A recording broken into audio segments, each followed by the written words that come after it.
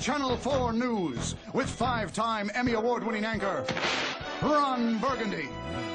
Champ Kine Sports. Rick Tamlin Weather. And your reporter in the field, Brian Fantana. It's Channel 4 News at 6 o'clock.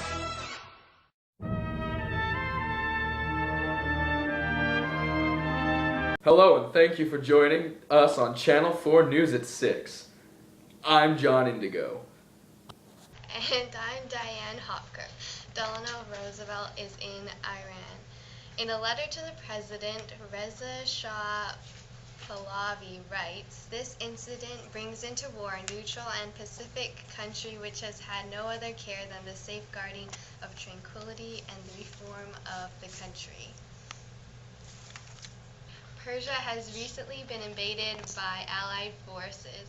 Along with the friendly relations Germany and Persia used to have with each other, its importance in oil trade as well as Pahlavi's refusal to expel the Germans may have prompted the attack. Yes, the invasion of Persia was a quick one indeed. Quicker, in fact, than it takes for me to get ready in the morning. Yes, this does just happen, viewers. Anyways, the British invaded from the south through Iran. Meanwhile, the Russians attacked from the north. The Persian defenses were quickly crushed, and the Shah exiled to South Africa. The British and Soviets met in Tehran on September 17th and divided up the country. Well, John, I guess the Russians took over quickly. You know what they say, Diane, when you're Russian, there's no time for Stalin. On that note, we'll head over to weatherman Rain Wilson for today's weather. As you can see, it is 43 degrees currently in the United Kingdom, 39 in France, 36 up here in Denmark. Down here by Romania and the Black Sea it is 39 degrees, 50 degrees over here. Currently 39 in Poland, 45 over here in Germany, 39 by Amsterdam, 46 in the Netherlands, Amsterdam. Over in Russia, Ukraine, 39 degrees, 34 by the Sea of Azov, and Volodgrad is 28 degrees. This is what we like to call the Blitzkrieg. It is currently raining Nazis in Great Britain. Raining Nazis.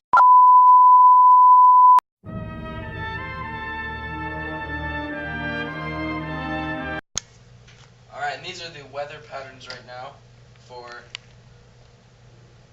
Western Europe. Over here, you can see by the orange where it's raining currently. Over here, Great Britain. Over on Eastern Germany, and over towards Russia, up in Scandinavia, and down in Southern Europe. Thank you, Rain. Now, it looks like we'll be cold out there this week. Not quite as cold as my ex-wife's heart, though. Yeah, anyway, new information on the Battle of Stalingrad. This battle is known as the most brutal in the war, and is believed to be the turning point of the war.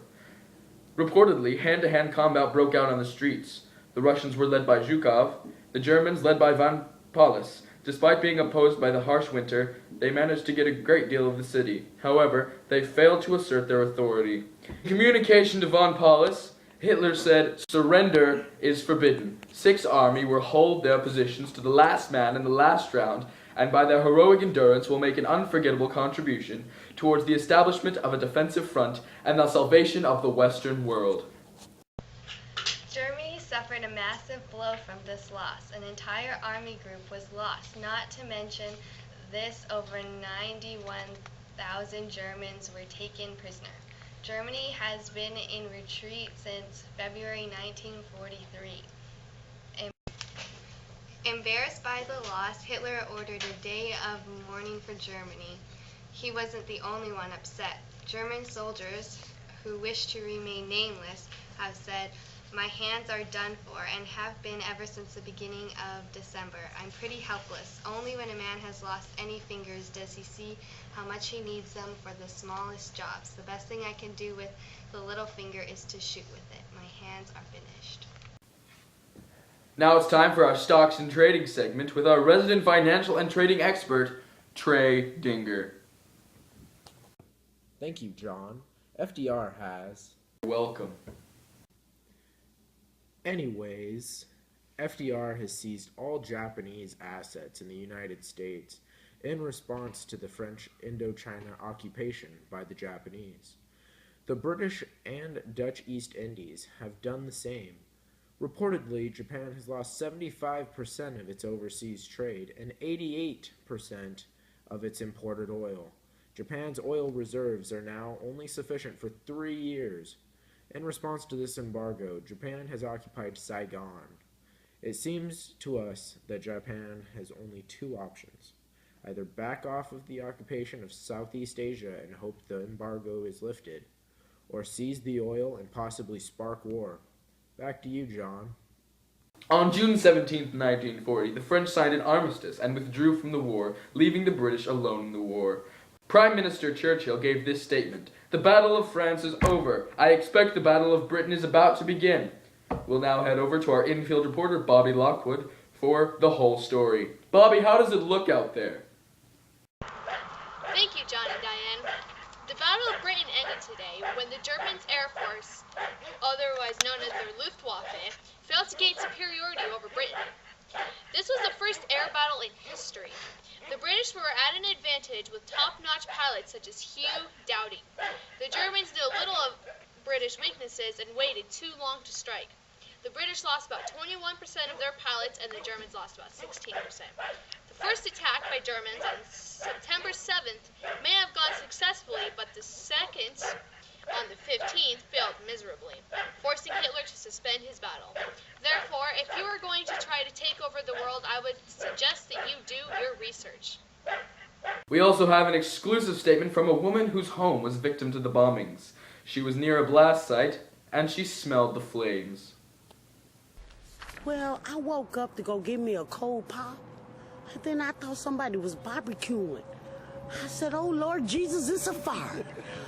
Then I ran out. I didn't grab no shoes or nothing, Jesus. I ran for my life. And then the smoke got me. I got bronchitis.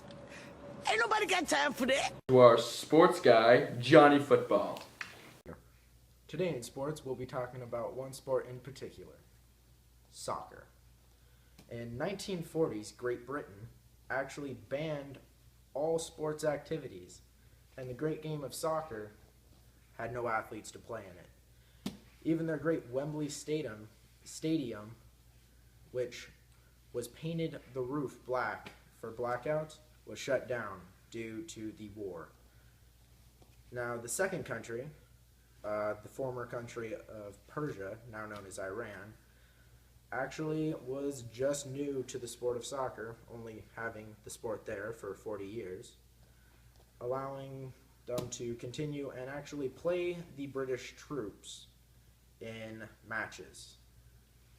Now, the third country we're going to talk about, Japan, was actually supposed to host the Olympics in 1940.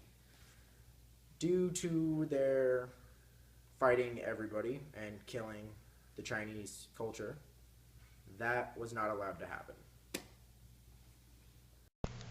This just in, Japan has surrendered. As you know, in September 2nd, over 250 Allied warships docked at Tokyo Bay.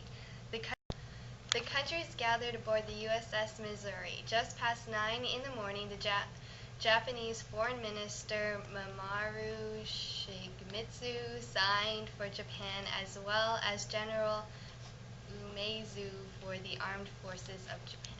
Here his aides wept, just like the ladies do when they see my beauty. Anyways, MacArthur signed for the United Nations. In total, 10 signatures more were made. These countries included the US, China, Britain, the USSR, Australia, Canada, France, the Netherlands, and New Zealand. The US signature was made by Chester Nimitz. The war is over. That's not the only thing that's over. So is this newscast. Thank you for joining us on Channel 4 News at 6. Make sure to tune in later for Channel 4 News at 6:15.